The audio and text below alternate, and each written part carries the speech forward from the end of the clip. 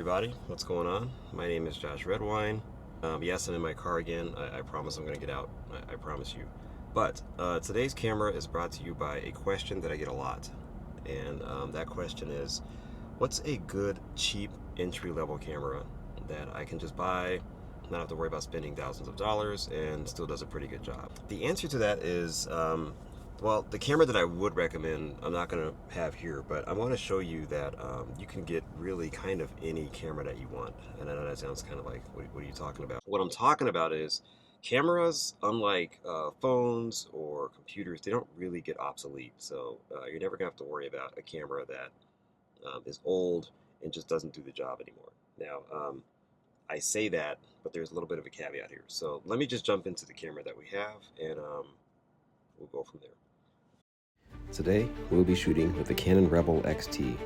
This silver monster was first introduced in February of 2005 and had an 8 megapixel sensor, which was up from 6.3 from its predecessor. The Rebel XT has an impressive shutter range from 1/4000th of a second to 30 seconds in even a bulb mode, and shoots a continuous 3 frames per second, which was pretty good at the time. Weighing in at just 540 grams and a built-in pop-up flash, this silver monster was ready to go right out of the gate. The Canon Rebel XT was released about 10 years ago. What? 20? Jeez. So the Canon Rebel XT was released 20 years ago, and I'm getting old. But it's still a pretty formidable camera. Now, there are some drawbacks to this. One of the drawbacks is that this is an old camera. It's old digital camera technology. So you're only going to get about maybe 6 megapixels. So I think it's 6.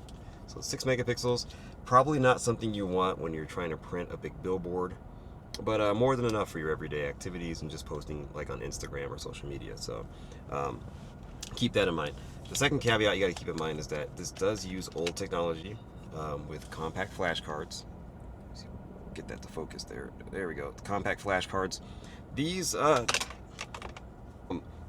can range anywhere from, I've seen them as low as $10 to hundreds of dollars.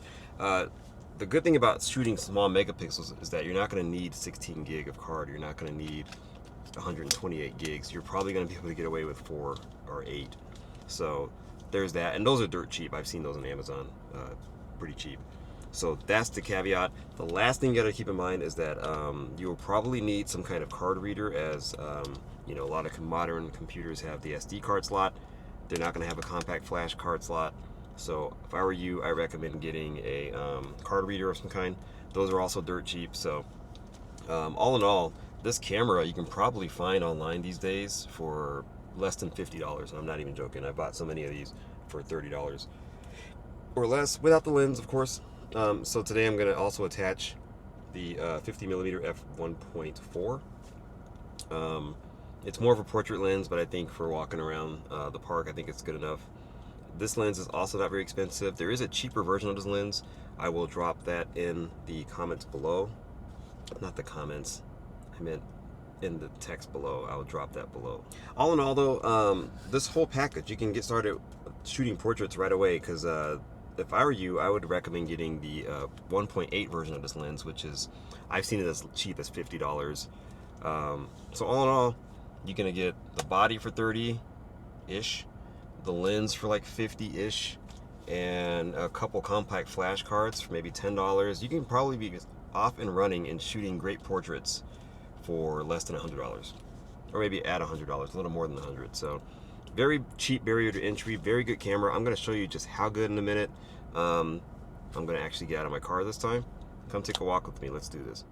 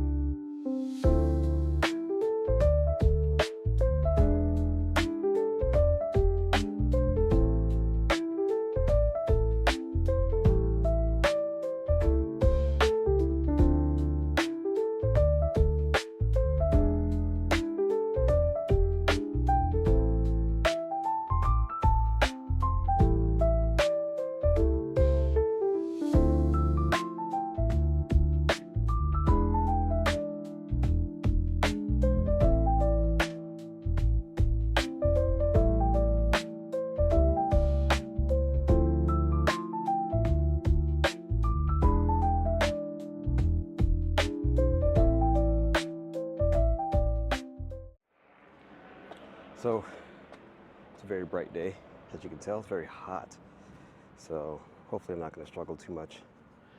I'm just taking a walk in the park, seeing what I can find to take a photo of. Hopefully my angle's not too high. This is one of my first time shooting like this, so I do apologize if the angle's weird. The camera's very lightweight, and then depending on what lens you attach to it, you're gonna have varying degrees of success. Let me put my shades on. It's bright out here. There you go, much better. Yeah, very lightweight, but it's also not so lightweight that you feel like it's gonna break in your hands, you know? It's feels like there's some heft to it a little bit. So it actually feels like you're carrying a quality camera. Now, for being so old, you would think you'd suffer in image quality, but it actually doesn't. So you might be asking me, okay, so what's the point of buying a super expensive camera? Why do people do it? Well, for one, you got to think about your low light performance. That's the one thing. And for two, sometimes shooting at, how's it going? Shooting at high ISOs, you're gonna get some grain. And modern cameras have solved that problem where you can shoot at higher ISOs and not have to worry about so much grain. So there are benefits and drawbacks to buying expensive cameras. The drawback being your pocketbook might not like it. But one of the benefits of expensive cameras is that they do smooth out some of the grain so you can shoot on higher ISOs. If none of that makes sense to you, I might do another video that'll explain what ISO and all that stuff is, but yeah. One of the things that I absolutely hate about this camera is the way it sounds. Let me show you real quick. You hear that? It sounds like a, I've gotten used to it over the years. Oh, this looks actually pretty good. Hold on.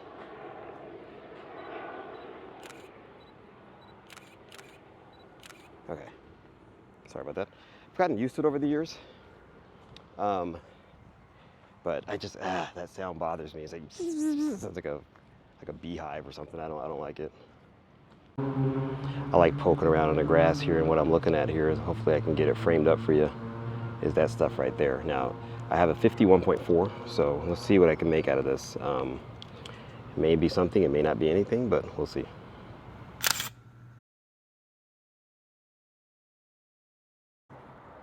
I kind of noticed this little gate thing.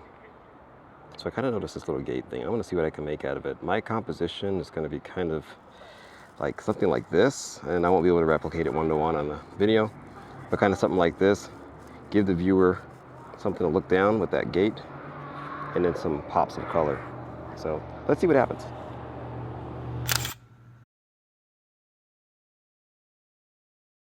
There is a rather annoying helicopter flying around. I hope you're not picking this up in the audio, but I wouldn't be surprised if it is. So I'll have to go back and listen to this, but it's really annoying. And it just keeps flying back and forth, so I don't know what's going on. It is a big city though, so anything can happen, and yeah, I'm starting to sweat. Sorry it's so bright out here, but this is another scene that I want to shoot. It's just a leaf, but yeah, I mean, I like shooting things like this because you get so much interesting texture and so many interesting different things. So let's see how this camera handles this. It's extremely bright, so I'm gonna have to really do some adjustments to make this look right.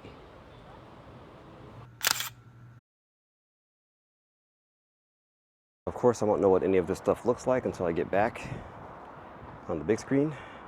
Yeah, I see it on my little digital screen over there, but you don't get the real view of it until you look at it on the computer. So I'm gonna head back because it's honestly just getting too hot.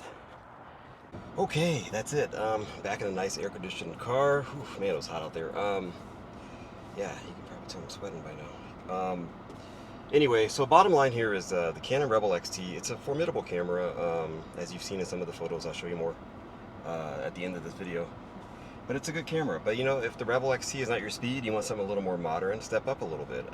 The numbers go in succession. So you've got the Canon Rebel T1, T2, T3, T4, and so on. And the bigger that number, the more modern it is. I think the latest they've released is the T9, if I'm not mistaken. I'm not sure if they're going to continue the Rebel series, just based on everybody's going to the mirrorless markets. So I think T9 might be the highest it goes, and I think that was released in maybe the 2020s. Don't quote me on that. Not sure on that. But yeah, but the XT is a good camera to go with. I enjoyed shooting with it. It's fun. It makes great images. I hate that sound, by the way. But it's just one of those cameras that's going to always perform and come through for you. So, do you own the Rebel XT? Have you used one? How many years has it been since you used one is the other question. Let me know in the comments below. I'm Josh Redwine. See you guys next time. Thanks for joining me.